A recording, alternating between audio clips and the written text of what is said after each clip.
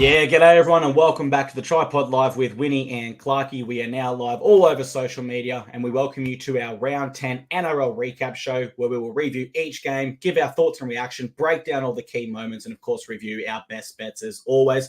Before we get to all that, I need to welcome in the founder of TryPod, the man himself, Jacob Wynn. How are you, my friend? I've been a lot better, mate. Welcome everybody. Welcome into the roast of Jacob Wynn. Let me have it. Had plenty of comments and messages in the last 24, 48 hours. Keep them coming because we're live. We're here to address everything. It was a shocking round. I'll talk all about the round very soon, but I just feel like this last game finished 5-10 minutes ago. It was an emotional one. It's an exciting one for you, mate. And I would actually rather we jump straight into the show talking about your epic win where your Titans hung on for dear life there against the Cowboys. Before then, I circle back and talk about the negatives. Perfect, mate. Well, let's do it. To our 100 plus people that are live with us here on Instagram right now. If you are new to the TryPod show, we are live every Sunday within 15 minutes after kickoff to recap the round. And every Tuesday at 5:30 p.m, you can catch us to preview every game, hand out best bets where the man above me has profited on the NRL for 9 years straight. With that in mind, stop saying that. No, sorry. You got to stop saying that now because people are sick of hearing that. And I don't want to lean on that either. Alrighty, well, we'll jump straight into the game and we'll stop saying that. Cbus Super Stadium, the Titans, they just hang on 20-18 there against the Cowboys. The line was set at -3.5 against the Cowboys, which they failed to cover in this one. My tip coming into this game was Titans head-to-head. I hope I gave you enough reasoning, though I do understand when I give out the Titans tip, everyone says, all right, he's looking at this game with one eye because I am such a big Titans fan. Look, brilliant opening 20 minutes of this game. End-to-end stuff, expansive footy, attacking footy, and it's what we love as footy fans. I know that the game's in this real awkward space where we keep having hamstring and soft tissue injuries, but we're always trying to speed it up with 6-to-goes and goal line dropouts, no penalties and stuff like that. But this style of footy is just so fun to watch, and it is better to watch than the classic grind them down, slow the ruck, 8 defenders get up, wrap them up, 3 in the tackle, peel out slowly. That's not fun to watch. This was a brilliant first 20 minutes, and I absolutely loved it. Worth noting, Winnie, I took a note saying with Kieran Foran going down and the final 20, the Titans do not have a fit halfback at the club. They then lose the only other person who can play halfback in AJ Brimson, and they lost both wingers during as well. Harley Smith-Shields going down in the final 5 to make sure the Titans had 0 players on the bench, which leads me to this comment. This was a Des Hasler type performance defensively.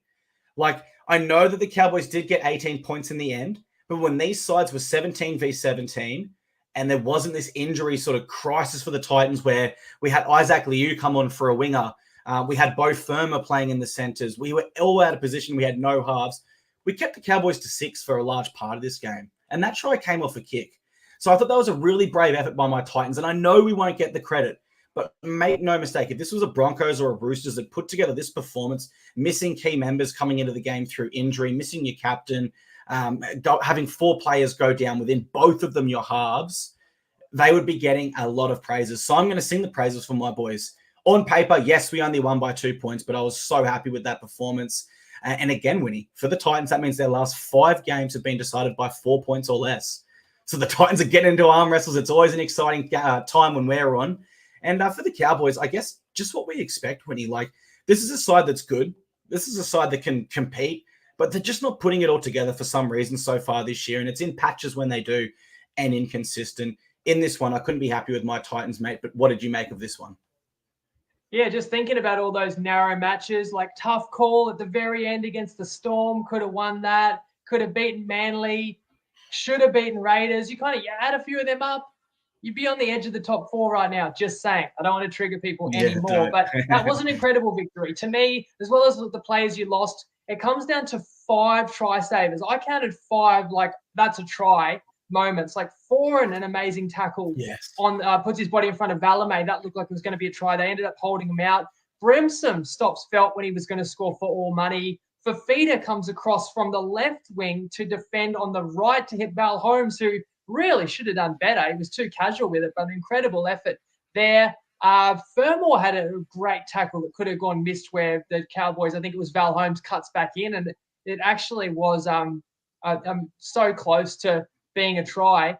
And I knew I'd forget one other, but that's at least 4. Oh, the very last one on the final play Yes. when they spread it Cough. right, and it's like Verrills out there on the wing with Liu, and you have to hold on because you've gone from 20-0 up to 2018 with the Cowboys knocking on the door, and you're about to be served one of the most gut-wrenching defeats of all time.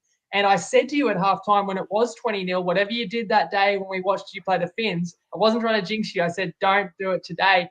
And for 60 minutes, it looked like this wasn't going to be close at all. So to circle back to the to the Cowboys, like I actually thought they'd win today because I thought that they just needed the game so much more.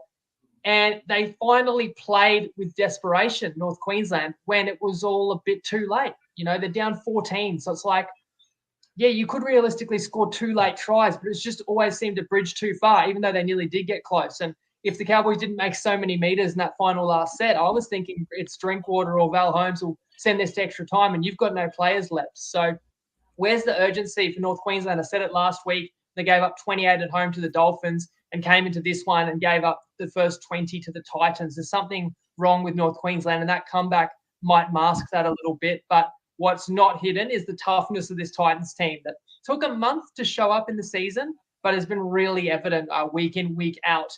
And I think I'll touch on this again later, but the Titans, 6-0, their last 6 against the spread. The most despised team after 4 rounds is the most profitable team in the NRL. And I'm foreshadowing there because what was everyone saying after a month? Do not touch the Titans. Sometimes those teams that nobody else wants to back are actually the best bets you can find. Absolutely, mate. Those units I put on the Titans to start the year, I should have spread them out a little bit more carefully there. I guess final note on the Cowboys before we circle back sort of to the start of the round is I think they've missed a golden opportunity here. Like, they're a struggling side. They need wins. They play the Rabbitohs next week for Magic Round. They're a Queensland team. They had an opportunity to verse second last today in the Titans in Queensland. And then the last team in Queensland, that was an opportunity for the Cowboys to build 2 games in a row and then come out the other side with some momentum. Now the Cowboys are coming out of it with more questions than when they came into it, and that is not good for a side that expected to be in the finals this year. All righty, mate. Not that you need to explain yourself, not that anyone's demanding answers, but I'm only opening the floor right now because I know you do hold yourself to such a high standard, rather. And I wanted to open the floor to you and just kind of give you an opportunity to react to that based on, I know you hate me bringing it up, but your last 9 years has been a pretty poor fortnight of tips. I hope you don't mind me saying. Oh, it goes back 5 weeks, really. And people are demanding answers, and that's fair enough. And part of having the pod is the platform to give the answers. This is so much fun, and I love to come on and celebrate wins, but it's also hard after terrible times. And we went 0-3 on best bets. I mean, I'll go game by game. People will bang their head against the wall to hear this, but I can live with all 3 of them. I know I get killed for going against Brisbane. We'll talk about the game itself. I think Para was in it, but you give up multiple length of the field return tries again. And what did Para lose by in the end? Like 14, 18 points, something like that. It was probably closer than the margin. I mean, I take Tigers plus 4.5, lose the game by 6, including missing a conversion with 90 seconds to go, but you're not going to get that when you're struggling. You're just never going to get that one that would be really nice to turn the tide a little bit. And then I took South Sydney, and even in that game, the final score is going to tell you that they're comprehensively beat, which they were at the end, and they only have themselves to blame. But it's a game where South Sydney had opportunities to take the lead, where it's within 2 or 4 points after an hour. And I really thought Souths had a chance to win, which is all you can really ask for +6. But you can't really complain when they do like lazy things or when they shoot themselves in the foot, because they've been doing it for now 16 straight weeks. So I lost my 3 best bets, and then of course that means the mixed matchup went down, and neither of my same gamers hit. And you can actually trace back now the last 13 bets. I've only won 2. I could say I could go on an 11-2 run, and when I say I could, I mean it's happened many, many times over the years, and a lot of people watching along wouldn't blink an eyelid, wouldn't hit like on a post or anything. But I go 2-11, and those same people will want me burned at the stake.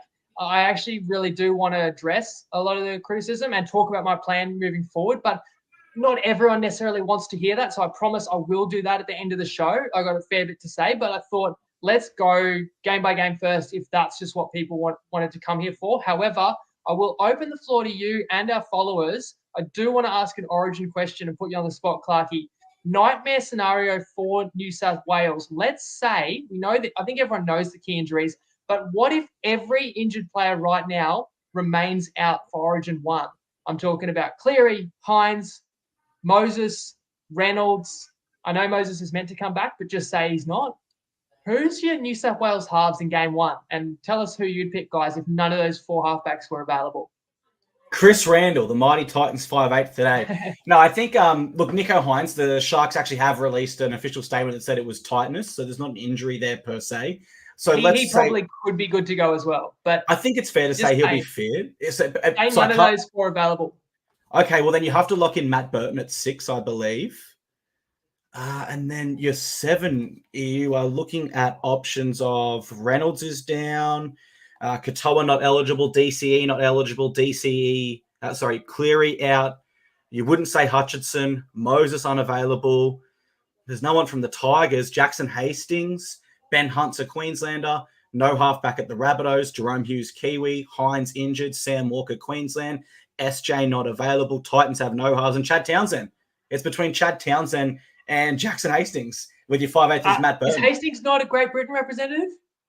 So Great Britain can play for the Blues as long as they're representing like Scotland or something, I believe.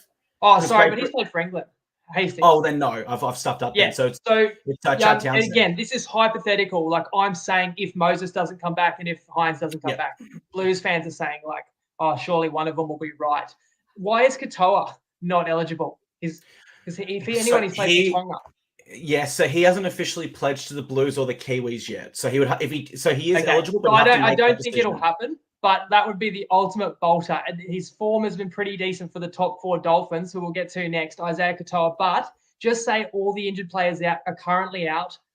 You'd have to probably pick an out-of-position halfback. Like, could Luai partner Burton in the halves? Luai might play 7 next year. Burton did play 7 last year.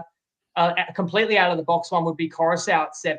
And then you pick like Robson or Egan at 9. But New South Wales probably still going to be okay with someone like Hines or Moses gets through next week and is available. But you're obviously starting to get nervous at this point. And a player you didn't mention as well, Luke Brooks, also not playing halfback right now. But, you know, it starts to drop off a cliff probably if the 4 that we mentioned, if none of them were to be available. Fingers crossed for not only Blues fans, but the sake of an exciting Origin series, Mitchell Moses or Nico Hines makes it back in time, which they are expected to. But that was definitely a fun experiment. You had me racking my brain for answers. There is a lot of injuries. And you came to Chad Townsend, so not what Blues fans wanted to hear. We're probably just being cruel because we're a couple of Queenslanders speculating on a worst-case scenario for New South Wales. Couldn't help it. Mate, we love our Queensland Maroons. All right, let's dive into it, Winnie. Let's go game by game. Let's go back to Thursday night. We're at Suncorp Stadium, and the Dolphins upset the Manly Seagulls, 30-24. The line was -1.5 against Manly, and of course, they do fail to cover that. I did tip Manly in this one on the previous show. Remember, I didn't have too much great confidence. The stats were so even that I kind of went to a gut feel because they were in a camp, and they did play well in Las Vegas after a camp. Pretty poor reasoning, and I kind of regret that tip, man. Like I haven't been high on Manly all season, and I've been copying it on Instagram. People saying you're a Manly hater. So I kind of gave in a little bit, man, and went for the Seagulls. And when I actually have been, respecting the Dolphins a lot of the times, I've been on them a few times. I've tipped them a few times. So yeah, I'm disappointed in myself there. But going by the Dolphins' last 5 now, because this is a good win, I'm not sure if I have them in contenders yet. Just because they do have those 2 losses in there to the Broncos and Knights, but we've also got to acknowledge they've been nowhere near full strength in their roster for those last 5. So it's been ultra impressive, despite maybe not touching into the contender category just yet. I came into this side unable to get a clear read on either side. I think Manly drops slightly again. Dolphins rise slightly in my books, but not too much changes there because it was a tight contest with injuries that no doubt hurt the Seagulls coming into it. Of concern for Manly, though, winning, it's just the way they're letting their opponents back into the game. They should have put the Raiders to bed easily. I think they were up about 16-0 here. They should have put the Dolphins to bed. And they are letting teams back into the game And you can only get away with that for so long. You cannot finish out a season that way, particularly not in the finals, or it will come back to bite you. For the Seagulls, it's probably good it's coming to bite them now so they can start to adjust and prepare for where they expect they'll be later this year. So, Winnie, how high are you and your Dolphins this season after this win? And what were your thoughts on this game, please? The round started fantastic for me because I got to go to watch my Finns play at Suncorp. By the way, I love that you changed the graphics and now we can see the scores even when the comments come up. That's just a nice touch. And even I tipped Manly. Like, Manly was a slight favourite, and I didn't take the start with Dolphins. So I thought Manly would win narrowly if you're pushing me, but it was clearly an important game. It was fourth versus fifth, but realistically, two teams that I see more like fringe finals teams, and they're not necessarily both going to make the finals. And you're going to look back at games like this, and getting the 2 points there can be a 4-point swing. So obviously the Dolphins still with star players out, like still the star power of Hammer and Flegler out of this team. But Herbie was back, and Herbie looked outstanding. And I actually want to single out Herbie, not only because he was unreal in his return and is an absolute star, but it was 16-6, I believe, not 16-0. The Dolphins got the first try from Ewan Aitken intercept, but then it was all Manly 3 straight tries. And watching the game, I actually thought the Finns were only just hanging on, and it was all Manly. And I really felt like the Finns would just be happy to get to halftime if they could get there. Like, once the Finns scored one try, we were saying the Finns will be stoked to go in within a try. They went in front. But it all started with a grubber kick in behind and a bouncing ball in the in goal that Herbie had no right to get to, which he laid out midair, tapped it back in onto the foot of Turbo, which then set up a dropout for Manly. And the Dolphins scored 3 straight tries, scored off that set. Then the Trey Fuller try, which was just spectacular to see in person. And that wasn't the final act of the first half. The Finns got the ball next set, shift right, and I think Avarillo cut sleeping defenders apart there, and suddenly it's a 3-try blitz to the Dolphins. It put them in front, and that's where they won the game ultimately. Although, having said that, it wasn't over. It was a close second half. There was a really soft penalty that went Manly's way that I thought maybe it was going to be a cruel loss to the Finns, but I don't know if you remember the moment I'm talking about. Brutal. But which one was that? Because now that brutal I think about it, Jesse Bromwich on Tom Trbojevic. That was brutal. Right. He brushed Turbo's face. Took his head off. The fallout, Turbo gets injured, so it's just an absolute disaster for Manly, who are on camp up here because they play Magic Round, but they play Brisbane next week. They're taking away a home game to Brisbane. Now they've got to face them without Turbo. And as the Undertaker says in the comments, that maybe if Turbo doesn't get injured along with Saab, and it is brutal to lose outside backs because you don't carry the cover on the bench. It could have been a different result, but the Finns also brave defence at the end. I felt a well-deserved victory, though the Undertaker says, while not discrediting them, they're the most fraudulent top 4 team ever. Undertaker's words, not mine. I was like you. I was really hyped and impressed with my boys. Not sure if we've had a round this year where both our teams have actually won. Unless you won on Anzac round, which would have been the Knights game. Like that was the Knights game. Yeah. So yeah, we haven't. Which says a bit about how our season's been so far, but we can enjoy that at least the teams we support getting them home and tight ones this weekend. 100%, mate. The only thing better than that is the TryPod punt party, which I'm looking forward to. Jeremy on Facebook says, still early days, but I can see the Finns remaining in the top 8 by round 21. Season will take its toll. I think that's a pretty accurate call. Like, I do expect this Dolphins team to be up there. Not sure if they'll finish inside the top 8, but it just shows Wayne Bennett's magic that even at this age, with this amount of players out, he's just got that much experience. He's able to connect with players and get them to turn up regardless. And it's something really special. Someone like Trey Fuller, this guy has not even been looked at as NRL, is scoring Billy Slater like Origin. That's considered one of the greatest try ever, like tries. Like, it's just incredible. So love that comment. And I look back at the Knights game and you think those are the ones that hurt you. You're home, you're a favourite, there's no KP. But realistically, in the last 4 matches, when you go and beat the Eels and you're a $3 underdog, and you beat the Cowboys and you're a $3 plus underdog in North Queensland, and you win as an underdog again against Manly, that's an outstanding month when you're still missing like 2 of your top line stars, and more than 2 in some of those wins as well. Yeah, it's a good point. Whilst they are 3-2 in their last 5, in 4 of those games they've been underdogs. They've only been a favourite in one of them, I believe, which was the Knights one, which they ironically lost. So Finns are going well enough, and we eagerly wait how their season unfolds. Let's move to game 2. We're at Bluebet Stadium where the Panthers defeat the Doggies 16 points to 10. The line was set at minus 16.5 against the Panthers here, so they do fail to cover that by a significant margin. I thought the Panthers would win by a bigger margin coming into this one, so I did get this game wrong as well. This is a win for both sides, though. For the Bulldogs to hold the Panthers to 16 at their home ground, where they've only lost 1 game out of their last 17 on a Friday night with good enough conditions to attack, really, really good, especially when you consider where the Bulldogs have been at these last 2 seasons. And then we go to the Panthers side of the house. Well, they get the job done in a game where their co-captain and halfback Nathan Cleary is unavailable to finish the game. It's not as impressive from the Panthers, but that's just because we hold them at such a high standard and we expect so much of them. But nonetheless, we need to give credit to them for that. The Bulldogs were the better attacking side for mine. It's just the Panthers' defensive wall is so difficult to break down that you almost need that X-factor moment or that unorthodox play style to do so. And the Bulldogs aren't quite there yet as a football team. What I wanted to point out as an interesting stat, the Panthers broke 54 tackles against the Bulldogs, and they only scored 16 points. Last week, when they scored 42 points against the Rabbitohs, they only broke 33.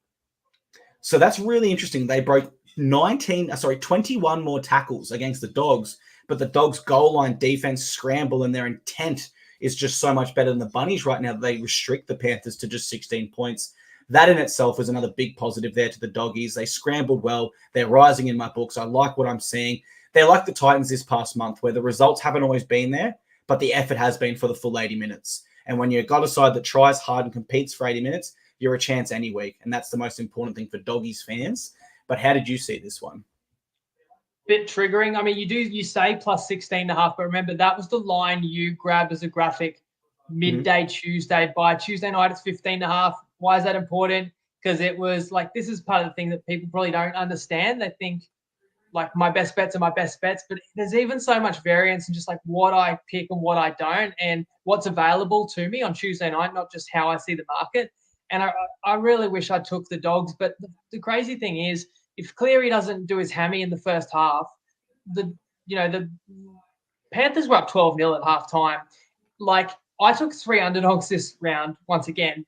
Eels, Souths, Tigers. They all had a better chance to win than the Dogs ever had in this one, even though none of them got within this margin. Like, it is funny how like the Dogs scored 2 late tries. It was very poor conditions. So part of the reason probably there's missed tackles. There's people slipping off tackles. But when it's so boggy, you can break a tackle, but you can't accelerate through a gap. I think that's part of it, that the wet weather kept it a bit closer, as well as obviously Cleary going off and the Panthers having to reshuffle. He knew he'd done his hammy there. So it's annoying because I wish that the Panthers had just carried on with it second half and maybe even hide a little bit of the value that I think might be represented by the Doggies, but they get that backdoor cover and makes it look closer than it probably truly was. Ryan from YouTube says, that first half was weirdly uneventful. And I agree. I was so bored in that first half. I thought this game was meant to have so much more in it. And it was a very uneventful first half of footy. And the Undertaker says, Dogs defense has been a big improver of the season. Absolutely. Coming into this game, they were only averaging slightly more than 2 points on average than the Panthers were so far this season. We saw 2 defensive sides go at it in that one. Alrighty, let's move to the third game of round 10. We were at CommBank Stadium and the Broncos defeated the Eels 30 points to 14. The Broncos do cover their line of minus 9.5. This was a game, Winnie, where we went head-to-head in our thoughts on the game. And when we did that last year, most times you nailed it and I got it wrong, unfortunately. What makes this one sting, I suppose, is I would rather be wrong, especially when there's a best bet at stake. But I also hope our audience can kind of appreciate that it is that we don't compare notes before, and there are going to be times where we kind of go head-to-head on how we see games. I thought Broncos 13 plus coming into this one only because they'd shown me they can compete without Adam Reynolds, whereas the Eels had not shown me that without Mitchell Moses so far. Additional to that is the fact this is their 10th consecutive loss where Clint Gutherson doesn't play. So they really do struggle without those two players in their side. Despite all of that, I don't think the Broncos were overly dominant here. I just thought the Eels' attack was so flat. Outside of Blaze Talangi's individual efforts, and the Broncos, for all their players they had missing, they're still a great defensive side, you'd say. But the Eels' attack was just really flat in this one. Further to that, the Eels, they completed at 62%. I believe that is the worst of any side so far this year. And that percentage of completion is not going to pressure the Broncos of 2020, let alone this side. Really poor by the Eels there. How do you see this one, though? Because I know we had a tough best bet loss on it, but our better same game multi also falls short by just needing one Eel center to score, I believe, as well, right? Yeah, so the better same game are like the tiny things that make the difference. It was $10 odds, needed a center on each team to score. Cobbo did score. Penasini is over the line. He's beaten his man and somehow just fumbles it into the body of Ezra Mam as he tries to ground it. Sean Russell spills an inside ball. I think it was Sivo caught a bomb, tossed it infield to him, drops it late. Like you get either of them and you get a $10 winner, but close but no cigar, but it counts for nothing. Like this is another game where, because everyone's used to the Broncos doing what they do and everyone expects Brisbane to win this game comfortably, and then Brisbane wins by 16 points, and people can kind of shrug it off and say, well, yeah, I expected that. But it's another one where I'm coming out of it like, anytime I dare do anything against Brisbane, I am going to just the wildest things are going to happen to me, because I'd love to know how many times a team will score a try from inside their own half when they didn't start the play with the ball. So there'll be a turnover, get the ball, and take it back the other way for a try. I'd love to know how many times that happens in a season, because it's happened like 5 times against my best bets this year, and it happened twice in the first half. Like Para gets the better start. There's a 3-on-2 chance to score, but Dylan Walker gets jammed. They drop the ball, and Reece Walsh goes the other way and scores. And then they get another breakaway, clean line break, 2-on-1. It's a fullback to beat. Simonson, who played rugby sevens for New Zealand, should know how to deal with open field. Walsh balks him and plays at the ball, somehow doesn't touch the ball, but Para drops it. So I'm like, okay, Para's had 2 awesome chances to score, and out of that, it's 1 try to Brisbane, none to Para. Having said that, Para still gets back in the game, attacking the Broncos line late in the first half with a chance to be in front. I really feel for you, Ryan, who says he had plus 4.5. The Eels were down 4 in the first half, attacking Brisbane's line. It was, again, really poor conditions. Are really, really wet out there. So kind of unpredictable things can happen. And sure enough, the ball goes to ground for Para, and the Broncos take it back the other way right before halftime. Absolute killer blow, which puts Brisbane up 10. Not the first time in the last 3 weeks that I hear the commentators say that the team I bet on is unlucky not to be leading, but they're down double digits. So still second half, Parramatta scores first. Now, very lucky try. To your point that Para's attack wasn't great. It's a one-on-one strip by Brown to score. So it's a super lucky try. It gets Para back in the game. But then even then, the class of Brisbane, I think that's the difference. When you bet on Brisbane, you're betting on classy players to do classy things. So I talked about Walsh, but at one point, Mam sums up the situation, inexperienced fullback, chips for himself, scores a beautiful try. That's not unlucky at all. That's an amazing player that I chose to bet against doing something amazing. It'll happen. But another Brisbane try, they drill a grubber across the in goal. It's pissing rain.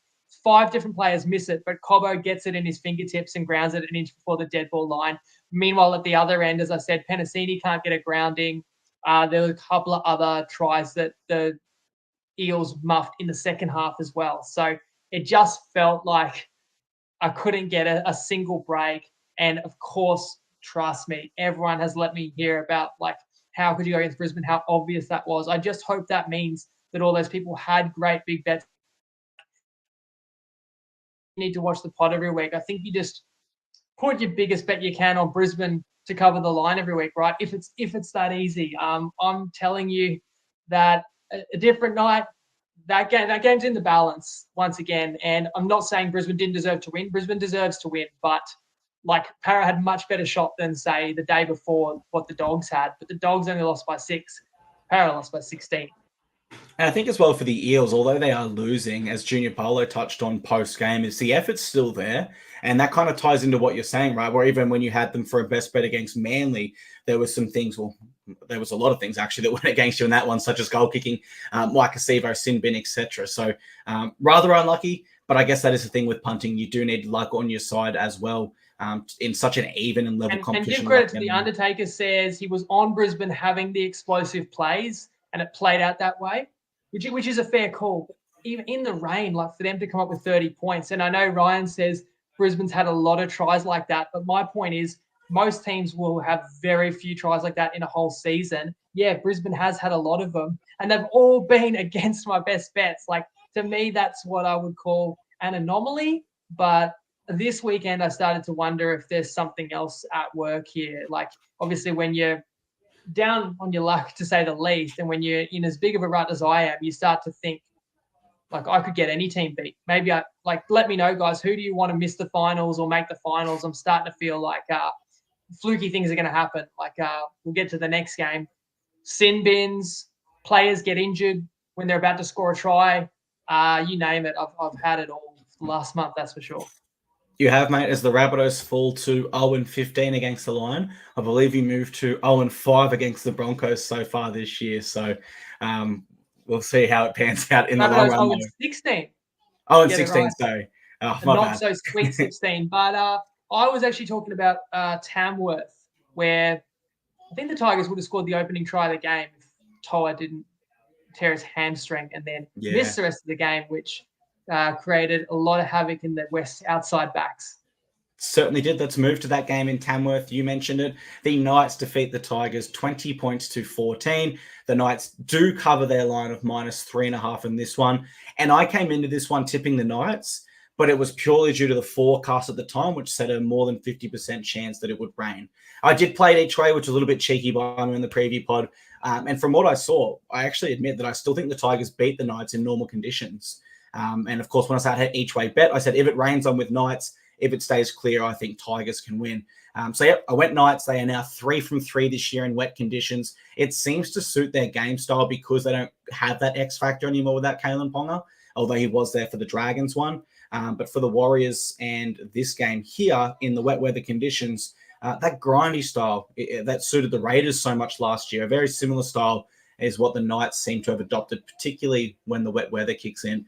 Goal kicking here. I mean, Sullivan kicks 1 from 3. And it was a game where there was actually 3 tries to 4. So that hurts a lot there.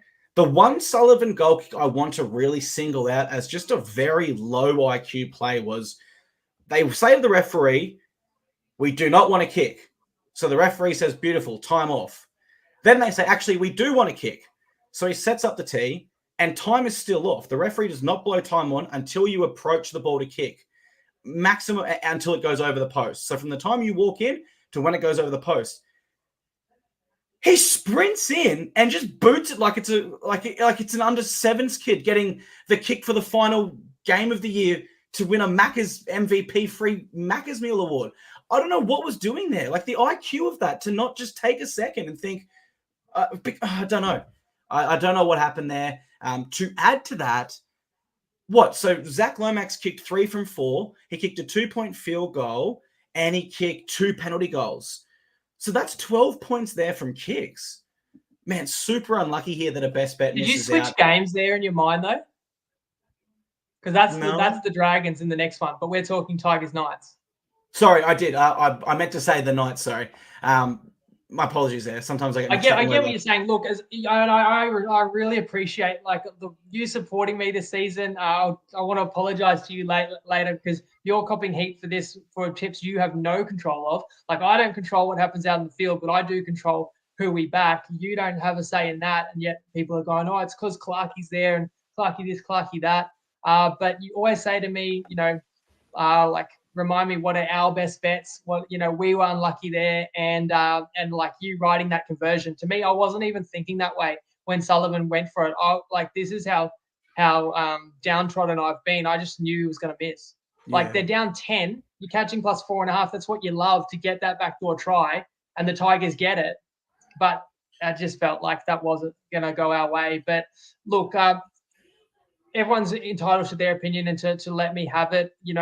I've seen some people, appreciate some people defending me and which is nice, but you don't have to accept there's going to be criticism. And I think there's people out there that are not winning punters that are having a massive go at me for not winning every single week, right? But I am a far cry from, lacing the boots of an NRL player, but yet I will criticize an NRL player, and I'm going to have to. And I really don't like to single individuals out, but I will here, because Brent Naden beat the Tigers 20-14. Not the Knights. The Knights were pretty good, actually. Give them credit. I feel like the Knights have actually turned out the identical performance 3 weeks in a row. Just a gritty, make the opponent earn it, high completion, take your chances when you get them, 3 weeks in a row, basically the same level. And I thought that was a really high level that the Knights displayed to beat New Zealand, and that the Knights also showed us at Suncorp against a pretty hot Finn side. I didn't think that was Newcastle's standard that they could necessarily easily find again this week. But to be fair, the Knights played like that A- level, but you had to be really good to beat them.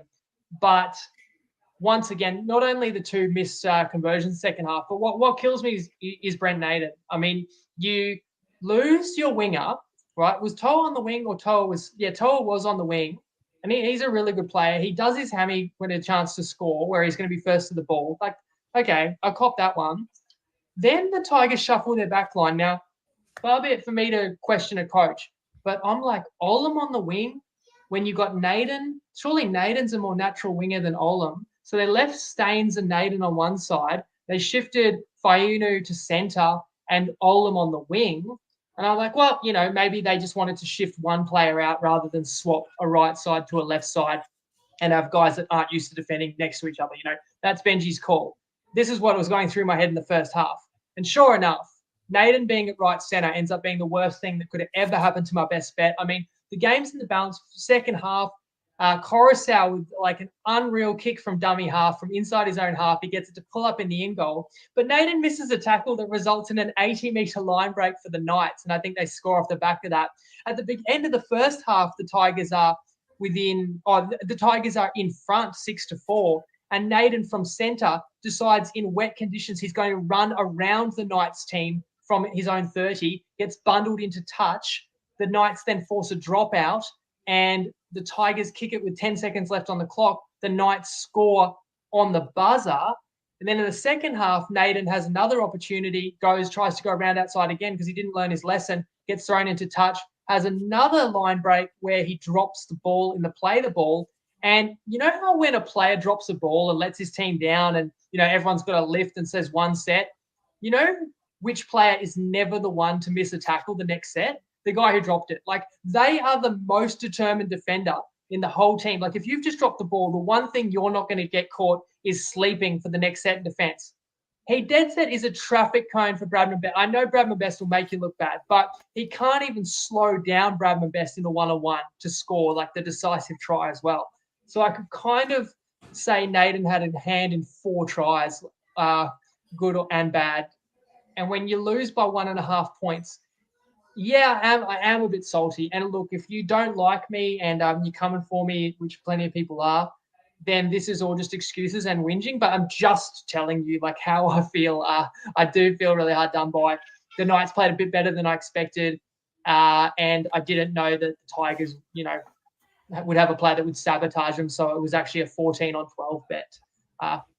But it's not a game where I took the Tigers and it was clearly the right side. It was more so a game where you're catching points. It's a competitive game. You definitely would like to win those ones at least half the time. But in the run I'm on, I wasn't going to get it. Yeah, man, I don't think it's sitting here offering excuses, just a perspective of how you saw it, right? And at the end of the day, the best bet still goes on the record as a loss. It's not like we go, oh, well, this happened, so we're not including it. There's always full transparency. People console me all the time and say, oh, that was a tough one. Unlucky. Oh, that was a bad call.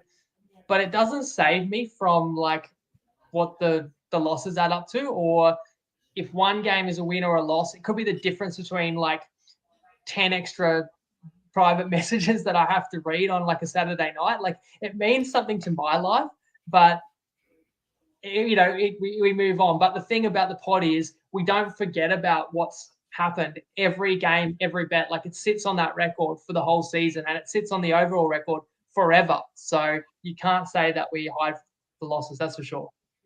Absolutely. And when you came into this show, you said, let me know some teams that you think, you wanted to make the 8 or whatever, because there's a bit of a voodoo over you. I don't know if you know this or not. Brent Naden versus your team next week, Sunday, 6:25 p.m. I'm going to tip him right now to score a try, just because of what you just said about him. He's going to score a try, Brent Naden, maybe even first. Well, hopefully not for your Finns, but I'm just throwing that out there as a possibility. All right, let's move to game 5, where I accidentally jumped to a little bit earlier there. Sorry, my notes got jumbled up in the translation from Word to a Pages document on my MacBook. But it's all sorted now. We're at Nostrada Jubilee, and the Dragons defeat the Rabbitohs 28 points to 14. There was a -3.5 line here against the Dragons, which they do cover. My tip on Tuesday night, I believe it was either Dragons by 10 or Dragons 13 plus, which just holds on thanks to Latrell Mitchell missing that final conversion. Speaking of, he kicked 1 from 3. This is where I was at earlier. Apologies. Where the Dragons kicked Sullivan also kicked 1 from 3, so easy mistake to make. Like you weren't wrong when you said that. Yeah, and my brain jumped ahead. Whereas the Dragons kicked 3 out of 4 regular goals, 2 penalty goals, and 2-point field goals. So that is 12 points alone there from goals for the Dragons. And I actually don't think the Dragons were that impressive in victory. I thought as much as anything, the Rabbitohs would just pour and beat themselves in this one again. In their first week under Ben Hornby, a new coach with new systems and processes implemented, and a big star returning in Latrell Mitchell, we got a 66% completion rate through 15 errors. Additionally, their kicking game. Now they have Cody Walker, a 5'8", and Dion Tiapau, who's a young 5'8" as well. They kicked almost 300 meters less than the Dragons, and both combined had less than Ben Hunt. So not having a genuine halfback there really hurt the Bunnies, I thought, particularly from a game management perspective, which we know to be so important in wet weather conditions where fatigue plays a factor. That was the key difference for me. They weren't able to build any pressure through their kicking game, and Ben Hunt was with his. That piled pressure on Sows, and they responded with additional errors, which is really unfortunate, but common in wet weather conditions. They couldn't defend those. Well, you know what? It wasn't that they couldn't defend their errors. It's they had poor discipline when they were defending them, giving away the penalty goals and not having the effort to get there and block the 2-point field goal attempt, and just little areas of their game lack discipline, I thought, and it really added up for them throughout this contest. Unfortunately, another best bet does go down in this one, but we want to get your thoughts on the game, please. Yeah, you said -3.5 again. That's what it opened. Plenty of people were jumping to fade the Dragons and were proven correct. It was 4.5, 5.5, and I got a flat 6 on Tuesday night. And one of the games where I talk about when the line goes our way, but in this case, it was 6.5. Well, it was 6.5, was available by Saturday, but as well as some 5.5s. So didn't get the absolute best of the number there, though I always strive to. It's another game. It's so easy to absolutely drill me for it afterwards because I took South and they hadn't covered a line for 15 straight. There's another one that I'm reasonably comfortable with. I think you nailed it there with your assessment. The difference between the teams. Look, later in the game, the Dragons forward pack was definitely on top, and the Dragons looked to be finishing the stronger, even though South scored the last try. But the kicking game is the difference.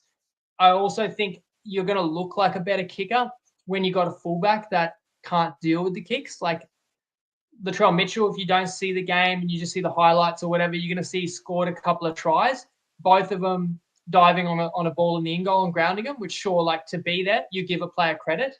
But there's 3 different times where Latrell couldn't deal with a kick from the Dragons. Like there's one that he was so nonchalant, which I know it's Latrell's style. Like I don't blame him for just like acting really casual, acting cool, catch the ball, trot up to the line. Because I know in a way that's the way he plays, and he conserves energy to a degree, and he can actually turn it on. But he got so lucky with one that he muffed in the in goal that the Dragons didn't capitalize on. He had another one that he completely spilled that the Dragons grounded for a try. And there's a third Dragons try that's a grubber in the in goal, and there's no fullback in the picture when the best fullbacks in the competition know on 5th tackle that grub it behind the line's coming. St. George actually scored another try from a grubber in behind the line, which was the opening try to Lomax, which I don't expect the fullback to get across to the wing. And I'm not calling every try off a kick lucky, but that was more of a case of inexperience in the outside backs for the Bunnies, because they did have a few players unavailable in this one. And I still thought there was enough of a core. And I thought Cody Walker 200th game. And yes, we understand they've had poor results lately, but this is South Sydney, they had come off playing the Panthers, and who was the other opponent? By before that. And one other really strong opponent. And this was actually a more winnable game. And I felt like Souths had a chance to win. I mean, there's a try disallowed right at the end of the first half where Souths actually could have gone in front, but it's not given. And then the Dragons kicked the 2-point conversion. But I'm with you 2-point field goal. I'm with you that the lack of awareness and desperation is very symptomatic of a team that's just not switched on. So I was really disappointed. And it's one where it feels easy to say afterwards, like, oh, Latrell wasn't match fit. But I thought that the fact that he wasn't injured, he was suspended, the fact that his team needs him more than ever, that he could actually come in fresh and raring to go and fit. But he looked like he was playing a preseason game. So it's one where afterwards, I know Latrell cops a lot of heat. So if people give it to me for expecting a bit more than that, but I did. And yeah, I think the Dragons didn't beat themselves. Unfortunately, South Sydney did. Like, I'll tell you another moment that kills me is Rabbits score first in the second half. They're within 2 points. Maybe that's not right. Maybe they've cut the lead to 4. They were down like 10 or 12, but they're down about 10. They've cut the lead to 4, and they've put up a bomb, and the Dragons have dropped it cold. Havili picks it up. He has 2 players unmarked to his left. If he finds either of them, like Whiten, or might have been Jacob Gagai out there, he finds either of them, you got a kick to go in front. He double clutches the pass and then allows Lomax to knock it down. Now, it's still a scrum feed to South, but South didn't score from that set. So it's just like these moments. I can't understand why you're going to double clutch when you just got 2 guys that are just begging for them to be passed the ball and score. So Souths are a confidence team. They need a couple of those breaks to go their way to feel they're in the game, and then maybe you get more out of them. Instead, they drop their heads at times. Isaac Thompson dropped a bomb with no pressure, and I knew they'd concede that set, and they did. And that was ultimately the try that broke the Bunnies back. And I think for yourself, you look at their schedule coming into this game, you mentioned it was tough. It doesn't really get any tougher. They had the Sharks first team, Storm, who was second coming into this round, and the Panthers, who have won 3 comps in a row. So you can be forgiven for seeing patches of brilliance against elite sides and thinking they could bring this to a poor side like the Dragons. Unfortunately, weren't able to. And you mentioned there how they dropped their heads. And that's something that's it's been a theme of their seasons for a long time now, where when the Bunnies are on top, you cannot stop them. But once they drop their heads, Cody Walker, Latrell Mitchell, they look to fight and push and shove instead of playing clean and creative football. And there was a comment that rolled through a little bit earlier by Colt on YouTube, and I've got to pause to read it out. I really love it. He says, I think it's harder to win on the punt on betting in the NRL now. I think the way games are played and the interruption in games, such as head injury assessments, bunker issues, captain challenges, etc., it stops the momentum. And that's the thing, Winnie. When the Rabbitohs were at their best in the last few years, they were able to have momentum and just continue to steamroll teams and roll right over the top of them. Now with all these stoppages, it's showing you need a genuine game-managing half. And they didn't have that in Lachlan Ilias. They didn't have it in Dean Hawkins. And they certainly didn't have it with 258s this round. So really great observation there by Colton. I'm going to double down on it and say that probably is the issue for Bunnies at the moment. Among many. Oh, yes. You could point out many more, but that's probably a good starting point for them. All righty, let's move on to Game 6 at Amy Park. The Sharks defeat the Storm here, 25 points to 18. The line was -2.5 when we recorded our preview pod. However, that moved to -6.5 against the Storm once the news broke that Nicho Hynes is ruled out. And I'm going to be honest here, Winnie, I'd love to sit here and claim it. I tipped Sharks head-to-head on our preview pod, but I know in my heart I changed that tip to the Storm once Nicho Hynes was ruled out. So I did get this one wrong. I could sit here and lie and claim that I nailed it, but with that Nicho Hynes, I thought the Sharks would get toast there. But what a win. I mean, we spoke on the preview pod how important this one is mentally to not only just turn up and compete, but actually win. That was the big key here, because the outside noise and the critics surrounding the Sharks has always been they are flat track bullies. They will smash every bottom 8 side, but when it comes to beating genuine contenders, they cannot do it. They get into an arm wrestle with the Melbourne Storm at Amy Park, where the Storm have not lost since round 2 last year in 427 days. And without their halfback in Nicho Hines, who's won at Dally M, with Cameron McInnes playing 5'8", alongside a rookie that's 3 games into his career that was cut by the Melbourne Storm at the end of the 2021 season, I just can't say enough about the Sharks. This was one of the best wins that you'll ever see in rugby league.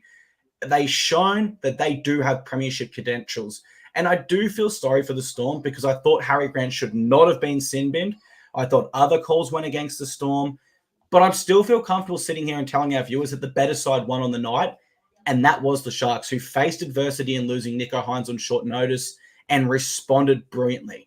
All I hope now is that Nicho Hines comes back next week from that calf injury, because I really want to see this Sharks side contend against the Roosters next week, who are running as hot as anyone, and the Panthers in coming weeks, which now they're without Nathan Cleary, it's not as much of a blockbuster for them, but certainly their schedule gets a tiny bit easier there. What a game of footy, Winnie. We thought it would be game of the round. I think it was game of the round. How did you see this one? Yeah, it was very exciting. And my view of the game before it was, how was this line 6.5 at the start of the week again? And I said that on Tuesday. That was when there was no indication Nicho would be out. Like, the line closed 6.5 or 5.5 with Nicho withdrawn on the day of the game. So it was just a wrong line open the week, and Undertaker took advantage of that. And I remember when I looked at the game on Tuesday, like, it had already come into 2.5. And I'm thinking it's still the side. You know, I talked about Sharks is still the side for me, but I don't quite take it. Definitely would have played the Sharks if there was a 4. And then the news breaks that Nicho's out on Saturday night after I've just seen my third best bet goes down. And I think, well, the punting gods probably spared me there, because I would have been on Cronulla plus 2.5. And then I would have got Nicho out pre-game and get terrible closing line value. And the Storm probably wins it now. But no, in fact, Cronulla still won anyway. So it's another one where, like, easily could have been a best bet, doesn't end up on the board. And I have to watch Cronulla go in and win even without Nicho. I think Undertaker says it there, like, the injuries are pretty major at this point for the Storm, although Farlongo was fit and had some amazing moments. And we talked about this preseason, Clarky. This guy's too good to be a backup fullback. Like, someone's got to snap him up. Like, absolutely electric.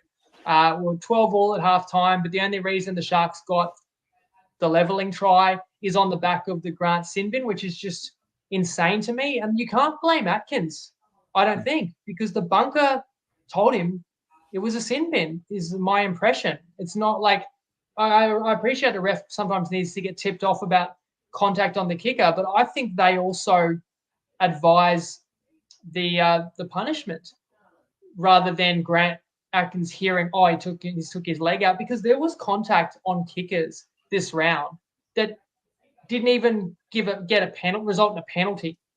And this is one of the softer ones. I'm thinking it's a soft penalty. It ends up in a sin bin. Like, I just can't understand what they're saying. Like, if that's the precedent, then anybody brushing a kicker for the rest of the year is 10 in the bin. It's such a massive moment. And, like, in the NFL, and I'm a massive American football fan, so they punt at the end of the downs, and they have rules that protect the kicker. And if you hit the kicker badly, it can actually reset and be a first down to the offense, which is almost the same as a turnover. But they distinguish between making contact with the plant leg versus the kicking leg. Making contact with the plant leg is far more dangerous. The body weight is through that leg, and you can really blow your knee out. I do appreciate Lachlan Ilias broke his leg, and it was his kicking leg that got hit. And I think that's what's caused this chain reaction. But hitting a player's kicking leg, where, let's be honest, this big leg, swings through and sometimes hangs out there and can get brushed. I mean, this is going back a few weeks. It's a bit of a deep cut, but Drinkwater's leg was actually hit after he had a 2-point field goal shot against the Dolphins a few weeks ago. They made nothing of it, and they had a chance to look at that. And we know that the Warriors forced extra time on a play like that. These are drop goal shots that I'm talking about, but I don't know what you do as a defender. You just cannot afford to get near the kicker. It's too high of a price to pay. Not that the Storm didn't have a chance after Grant comes back on second half. I still want to give a heap of credit to Cronulla, because all they've heard is that they can't beat a contending side. You went down and snapped Melbourne's year-long win streak without your best and most important player. And of course, they only lost Trindle a couple of weeks ago. So it's a gritty win. It's a fantastic win for Cronulla, even acknowledging who Melbourne had out. And yeah, we won't really talk any more about Magic Round yet, but that does shape to be match of the round next week. I think it's Saturday night as well. Looking forward to that one. I suppose 2 points to round out this game for me is, number one, I do agree. We need to get away from the times when like Bo Scott would absolutely hammer JT 1 minute later after he kicked an origin. That's too far. But, that wasn't a penalty back in the day. And what we're seeing now as a sin bin is worlds apart. It's an overreaction based on the Lachlan Ilias injury. We do this as a game. We did it at Magic Round 2 years ago where someone got knocked out from a high shot and all of a sudden anything that clipped the head was a sin bin in Magic Round. It ruined the weekend. And we're seeing an overreaction now again based on a really unfortunate incident injury to Lachlan Ilias. My second point when he actually leads us into this next game, and that was that Dylan Walker left the field with an ankle injury because his foot was touched when he kicked the ball. And the referees did nothing about this. Was it tough contact to the leg?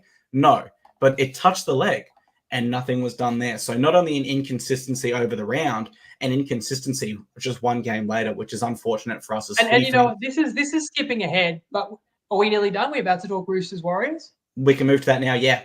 So you mentioned Dylan Walker. Like, it's funny you say that because this is another game where I said I could find -10.5 at $1.99, but I couldn't find a -10 or a -9.5. So I should have probably just taken the -10.5 because, as we know, the Roosters won. I'll do your job for you, Clarkie, because I interrupted you. Roosters won 38-18. So the Roosters won by 20. I left that on the table. Would have not been a reverse sweep, if I could have a win like this. But hey, if I was on the Roosters, they probably would have lost. But the crazy thing, if I can skip all the way to the end, is the Roosters were never in danger of losing this game. At one point, they led at 26-0. It was 22-0 at halftime. But from leading 26-0, and looking like they were going to looking like the Roosters were going to win by 50, the Warriors mounted a comeback, cut it to a 14-point deficit, and that was when Swalii flew out of the line and late shotted Wateni's Lesniak, which easily could have been a sin bin. Yeah. And then Walker got hit while kicking, which I thought was a clear late shot on a kicker on his leg, which I also thought could be a sin bin. Both of those plays get missed, and the Roosters score the last try. If that's actually ruled the same way as the day before, you now have a Warriors team that had scored 3 tries in like 10 minutes, knocking on the door, only down 14 with a chance to score and actually spoil the cover for everyone who took the Roosters. So it's one of those ones where if you don't watch it closely, you just watch the highlights, if you look at the score, you'll say stock standard win by the Roosters and covered the line easily. And while the ultimate result is that they do, it is crazy to me how these games can, like, one moment late that has no bearing on the 2 points and who wins can decide who covers the game. Mate, the moment that stood out to me in terms of showing how important the line is happened early this year in the Storm and Broncos game. Someone from the Storm scored with about 5 minutes to go, and my friend gave me a high five, Hughes, because I had Storm to win by, let's say it was 10. And I said to him, mate, don't celebrate yet. When you play the line in footy, it's an 80-minute game. It's that simple. It's not a head-to-head bet. Ben Takura scores with like 30 seconds to go for the Broncos. It matters nothing in the context of the game. Broncos can't win anymore. But of course, now the Broncos cover that line and everyone's bets are thrown out the window. So we love line betting. Yes. But I shouldn't have bet against Brisbane, right? Because the thing is, we knew that Brisbane would regather a short kickoff and score with 30 seconds left, right? And again, I know I'm repeating myself, but all these tries from inside their own half when they didn't even start with the ball, you can tell me that they've got great athletes and they do this all the time. I would just warn you, don't bet on Brisbane minus the line or 13 plus every week and expect them to come up with these tries, because you actually cannot rely on scoring that way. Unless you hear I have a best bet against Brisbane, then more often than not it will happen, and probably more than once. And if you do, make sure you come to the recap show and tell us how you did it, but do not say it in the preview show under any circumstances. My notes for this one, Winnie. Roosters, of course, they do cover that line, which started at -11.5, and we previewed just by a blistering first 20 minutes, really. It was that period of the game that was where it was won and lost. For the Warriors, you can't start that poor and expect to win a game. It reminded me of the Warriors v Knights final game last year, where the Warriors came out the gates and you just knew, okay, Knights they're out of it already, because that opening 20 was so dominant. That's exactly what the Roosters did in this one. And one thing I want to say for the Roosters, and people are probably wondering why I'll give this praise. I don't know any ill will towards Justin Holbrook from his time at the Titans. I actually think he's a brilliant attacking football coach. He got Papua New Guinea scoring points in the Pacific Championship as their head coach. The Titans were first on the ladder if you stopped games at halftime. If footy games went for 40 minutes, the Titans were your minor premiers. So he's a great attacking coach. But sometimes when great coaches come to new systems, like a Des Hasler at the Titans so far this year, it does take time to implement their systems and processes. And I think that's what we got with Justin Holbrook to start the year for the Roosters. They were a little bit clunky, in and out of form, win one, lose one, win one, lose one. Now they've really locked down their attack. They are attacking with brilliant, expansive, exciting football, and they're precise. It's not like the Rabbitohs where it's a bit of a risk, or the Cowboys coming at their own end where they risk it with their attack. The Roosters' attack is precise. It is brilliant to watch. I love watching them when they're on. In their last three now, I think that's around 130 plus points. Defensively, they're sound enough too. This is a side that can win the premiership if they keep this form up, Winnie. And most importantly, when we previewed this show, I said this is the first time the Roosters have been full strength since the 2019 grand final. Not true. Brandon Smith gets ruled out before kickoff. So the Roosters are still 5 years without naming their strongest lineup due to injury and suspension. What the hell is going on there? Absolutely unbelievable. And yet they were close enough to full strength. It looks so sharp. And as you said, like 60 on Anzac Day, 40 at Suncorp, and looked like they were going to exceed those totals in this one as well. They actually slowed down. Don't know if I felt like they just put the cue in the rack, to be honest, because the way the game was going, it was really surprising that the Warriors fought back at all. And I talk about there's something wrong with North Queensland. Sorry, Jeff, or maybe luckily for you, Jeff, who is a Cowboys fan. He said, he can't wait to talk about the Titans game. I think Jeff came in late and doesn't realise we went straight to that one, Jeff. No, we're going to review it again, Jeff. We're going to go over it one more time. Okay, Jeff missed it, so we'll do it again.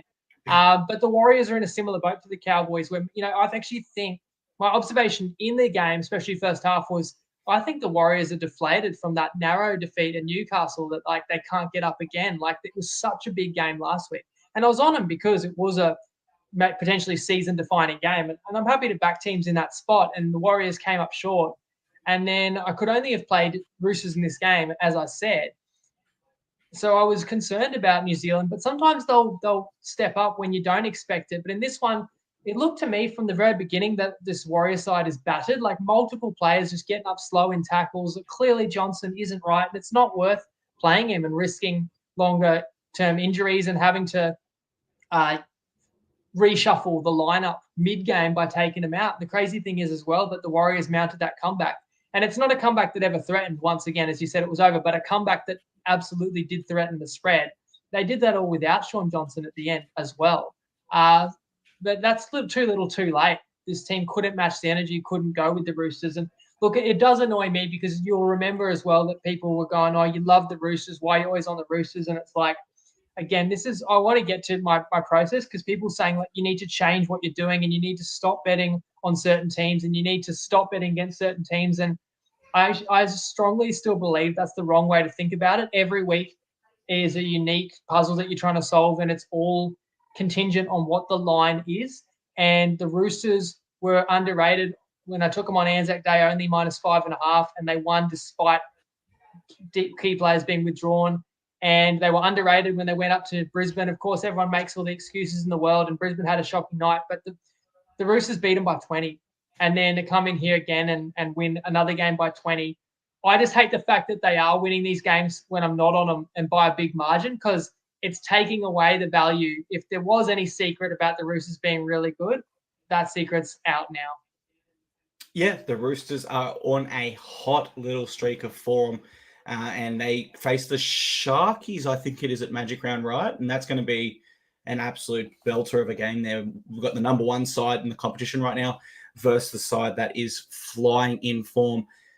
Alrighty, Winnie, that is our review game by game. Unfortunately, a week where we go 0-3 on the best bets here on the show, but we'll be back next week with more best bets and previews. Anything else from yourself before we close out the show today?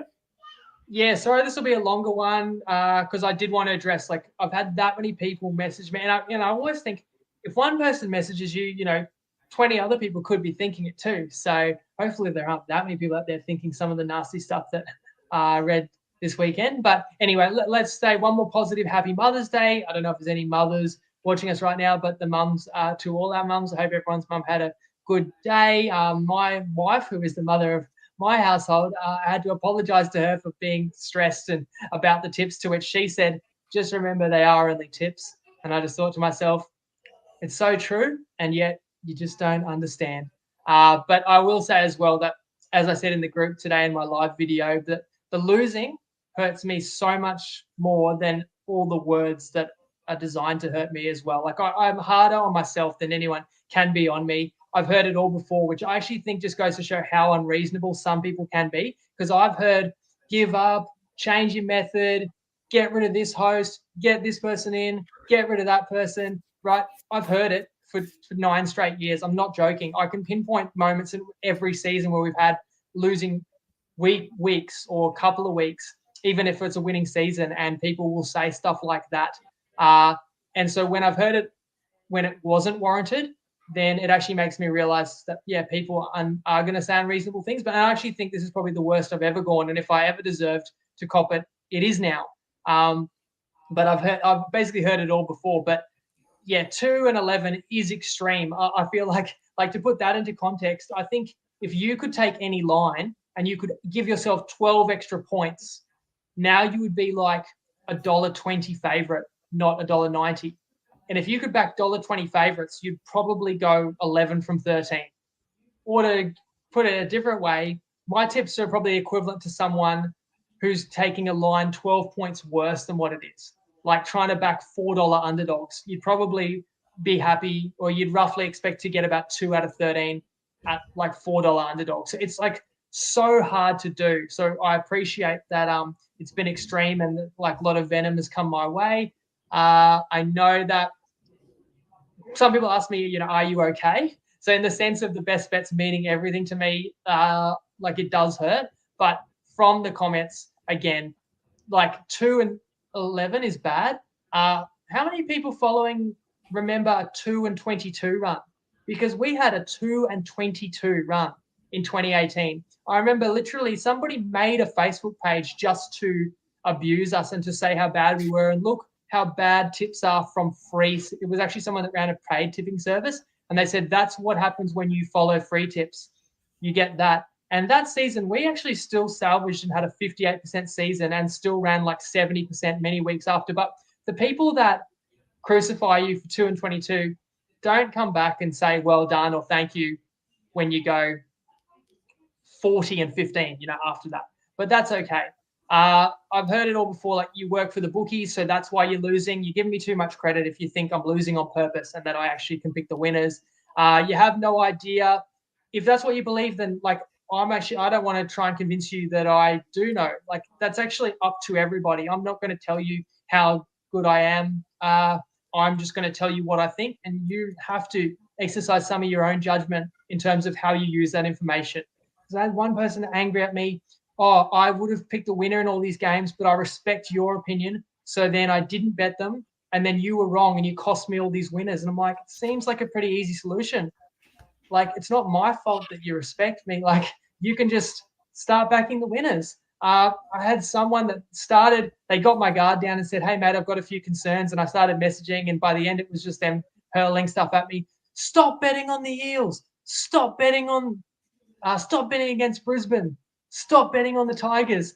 And I'm kind of like, hang on, if you're telling me who to bet and start betting on the Dolphins. I'm like, if you're telling me who to bet and who not to bet, what do you need me for again? Like, couldn't you? Like, I don't manage everyone's money and put it on teams they don't want it on. Like, it is people's decision. And again, everyone said stop betting on the Titans after round 4. They're 6-0 against the spread since round 4.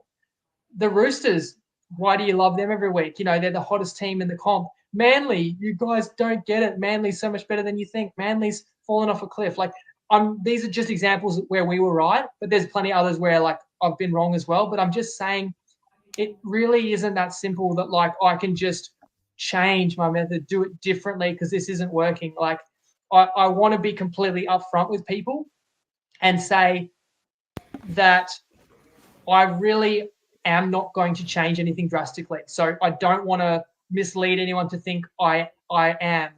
I know that an easy option out would be to say, yes, guys, I've done a review. I'm going to change some things, kind of keep it mysterious. I know a lot of people would do that, especially if it was like your first year doing a pod. You'd be like, oh, like my method wasn't working. I'm going to start a new method. Let's see how the results go with the new method. To me, it's like a little bit of a cop out. Like people acting like I've never adapted in the last 10 years. Like things that worked before we started the pod didn't work in 2016, 17. Those things didn't all work in 18, 19, etc., etc. Like I've always had to adapt. I always will continue to adapt. The thing I hear all the time is, why are you going against Brisbane every week? Like, okay, again, if it's that simple, just take them every week. Because if that's a free winner or an automatic loser, I look at the line and I judge it, and I actually don't regret the last 2 bets against Brisbane, where I thought Para was in the game, and I'm losing track. I can't even remember the last game I went against. Oh, I think was it the Tigers game first half, where Tigers actually won the stats in the first half, but of course didn't cover the first half line. Again, like the people that tell me to stop taking teams, I'll never forget Anzac Day in 2018, where the Roosters always play the Dragons, of course, and we used to give out like 4 or 5 best bets per game, and we had 4 best bets all on the Roosters. They got some dodgy calls. I'm telling you now, I can still remember Nene McDonald put down that was not a try, given to Dragons. Dragons win the game. And I remember copying all these messages that day, and people literally messaging me, you have no idea, the Roosters are garbage. Stop backing the Roosters. They went on to win the comp that year and next, and we rode them a long way. But nobody will ever come back to you and say, sorry, like I was wrong with what I said to you, or well done. So it is hard when you get one-way feedback from people that would never acknowledge anything good. But having said that, I still critique myself as hard as anyone. I'm not so arrogant or self-assured to say nothing's wrong. You do definitely lose confidence. You do definitely soul search. Like part of me is saying from an analytical sense, because I do kind of have that analytical mindset, that if you go to a heads or tails simulator and you simulate something 5,000 times, you are going to find streaks of 10 plus tails, and you're going to find streaks of 10 plus heads. So if you were trying to get a heads and you got 10 plus tails, you'd be like, I'm never using this coin again. But there actually wouldn't be anything wrong. It's just probability and laws of averages. You do actually get runs even when you're doing nothing wrong. And a TryPod best bet is better than 50-50. It's certainly been proven to be for a very long time. Whether it still is moving forward, I probably have to say that goes back to the individual. You've got to decide. Like, I've lost 11 of the last 13. If you've lost the faith and the trust, like, I completely understand. There's never a more important best bet than the most recent best bet. Like, every best bet, I always feel like there's more people watching it than the previous one. Like, we all remember what's happened most recent. So I completely get that it is important. And it's not like I'm oblivious. Like, I feel the heat and I know how important this is. So you guys have got to ultimately decide how confident you should be, because I'll continue to share the bets. I'm not hiding the results. It's not like I'm sweeping under the rug that the results are really bad. The record is there on the screen, and I talk about the results every week. And some people actually say, you got to stop talking about the negatives so much, which is why I put this, at the end of the show.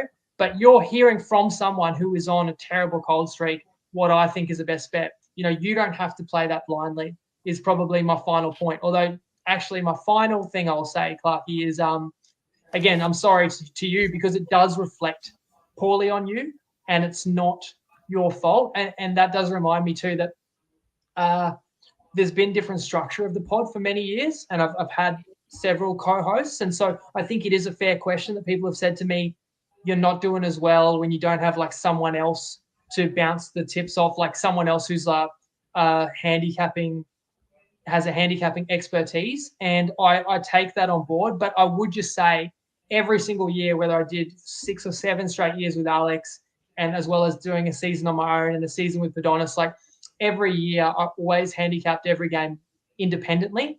And it was only after picking who I liked myself, then we would collaborate. And yes, that meant that we applied a filter and we'd find where we agreed or disagreed, and it would change the tips. But there are challenges to doing that as well, because I ultimately will own the results, and you're not always going to agree with every bet with your co-host. But I definitely understand the most important thing about the TryPod has been and always will be the bet results, which is why it kills me. But I never would make a decision that would be anything other than what I believe was the best interest of the best bet results, because I've definitely been accused of neglecting the best bets in one way or another, or even, of course, the extreme, being told that I'm sabotaging the best bets. And I think hopefully reasonable people and people that have followed for long enough know that's not true. And again, talking about the heat that co-hosts catch, when Alex left, I had people that would message me and say, see, you didn't need Alex. And I would always defend him and say, no, that's not true. Like, Alex did so much for so many years and will never meet the same benchmarks we did together. When Padonis joined, I reckon some of the same people that are messaging me now were the ones messaging saying, you've got to get rid of him. The results are so bad. What's happened? And I had to defend Padonis and say, no, I own these results as much as him. Don't blame him just because he's new. He's an easy target. And you and I know something about being easy targets. And now you are, unfortunately, the target. That's something that we have in common. We're both pretty easy because we make it really clear where we stand. And then we put everything out there before the game. And so it's very easy to tear us down. And ultimately, I'm probably only responding to a small portion of people out there, but everyone has a right to hold that opinion. The results have been awful. So I did want to, dedicate these final 15 minutes and throw it as an apology to you, because it's a tough seat for you to sit in. You'd look great if I was killing it, but it's been a really tough season. Oh, mate, it's absolutely fun. It's always a pleasure to host the show. And as you said, we're looking for best bets that are around that $1.80 or more mark, which puts it in the 50-50 category, which, of course, as we know, you're not going to win every single one of those. It doesn't matter what you bet on in this world. If you won every single bet, it wouldn't be called gambling. I think as far as the best bets this week are concerned, and, people that are questioning my spot as the co-host, I typically break it down from a stats-based approach. And so the stats actually went against your three best bets this week. And we don't have a gun to anyone's head saying you must back the best bets. So certainly you can use your own footy knowledge in conjunction with the stats I give you and Winnie's perspective, and then make your own mind up as to whether you like that bet. And as Winnie pointed out in the previous show, if you really dislike the bet, it's actually more likely that because we have such a great large community here and a family for the TryPod, we will influence that market and move it towards the way Winnie's thinking, which gives you a better opportunity on the other side there. So plenty to digest there to finish the show, Winnie. Anything else from yourself, mate? I will jump in the group and I'll check who won an invite to the punt party. I know it's awful timing to announce that we have a TryPod kind of annual gathering around Magic Round, and we're having that punt party event next weekend where lots of people, far beyond myself, who contribute to the group and have so for many years, whether it's as other tipsters or admins, are going to get together. We've got people from all over meeting up to have hopefully a great day on the punt, watching the footy next Sunday. And there's still going to be opportunities for people to get a late invite to that if you are in the TryPod group. And I put up a little SGM challenge this Savo, and I'll look and I'll award some invites to the people that had some winning SGMs from that as well. Yeah, don't forget it's a fancy dress party at the Toppy Punt Party, so make sure you're dressed up appropriately with your Mad Monday attire.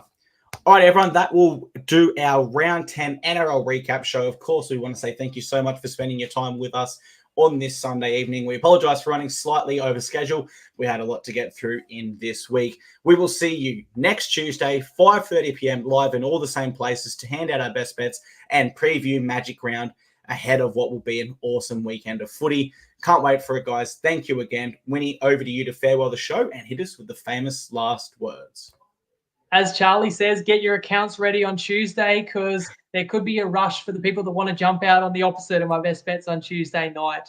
But of course, I will try my best to make sure that going against me is not a profitable long-term solution. Certainly it has been so far, but really, as much as everyone will talk about what's happened most recent, what's most important is what we're going to do next. So that's all I can try to influence. I can't even control it, but I can try my best. That's all I can promise. Can't promise the results, but I can promise the effort, and the heart will always be in it as long as I do this. And I appreciate like a lot of kind comments too, and even kind messages. Like, you think this is the last time anyone would want to stand up for me or go out of their way to message me, because I understand the most loyal followers are the ones hurting in the hip pocket the most, because they've probably got the most trust of all. And that kills me to know that.